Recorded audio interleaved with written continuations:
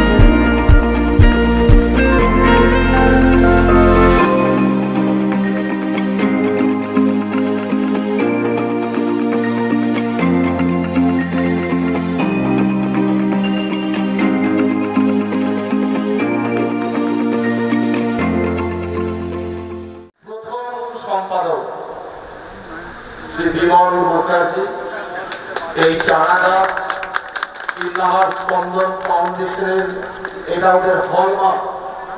তার হাতে কিন্নাহার স্পন্দন ওয়েলফেয়ার সোসাইটির রক্তদানের শংসাপত্র ও একটি ছোট্ট চারা গাছ তুলে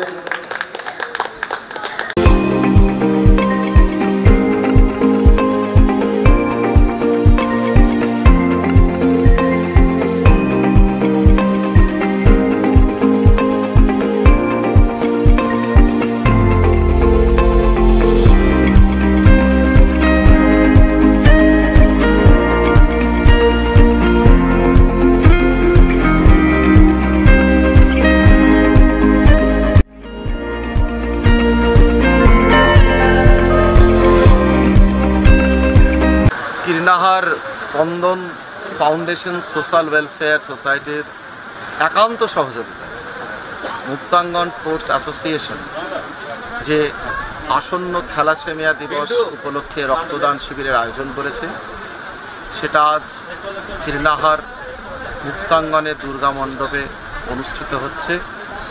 একই মঞ্চে হরিগুণানুকীর্তনও চলছে।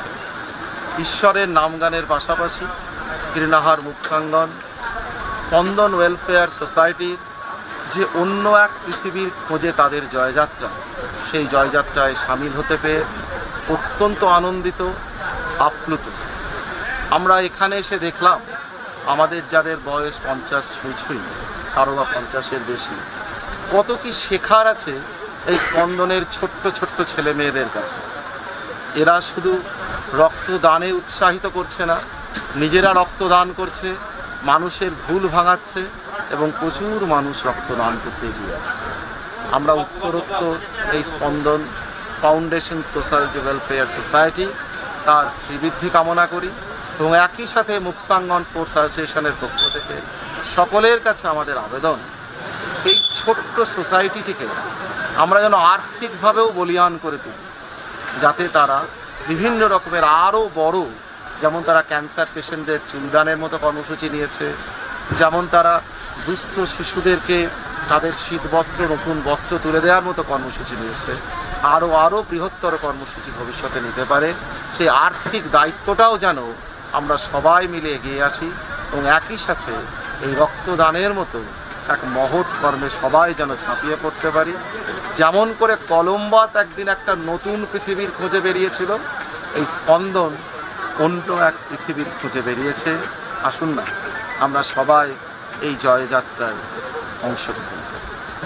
স্পন্দন ফাউন্ডেশনের উত্তরোত্তর শ্রীবৃদ্ধি কামনা করি মুক্তাঙ্গন স্পোর্টস অ্যাসোসিয়েশনের পক্ষ থেকে কীর্ণাহার স্টেশন পল্লীর হরিগুণানুকীর্তন কমিটির পক্ষ থেকে আপনাদের সকল রক্তদাতাকে আন্তরিক কৃতজ্ঞতা জানায় আমার ছোট ছোট ভাই বোনদের কীর্ণাহার স্পন্দন ফাউন্ডেশন সোশ্যাল ওয়েলফেয়ার সোসাইটি। ধন্যবাদ।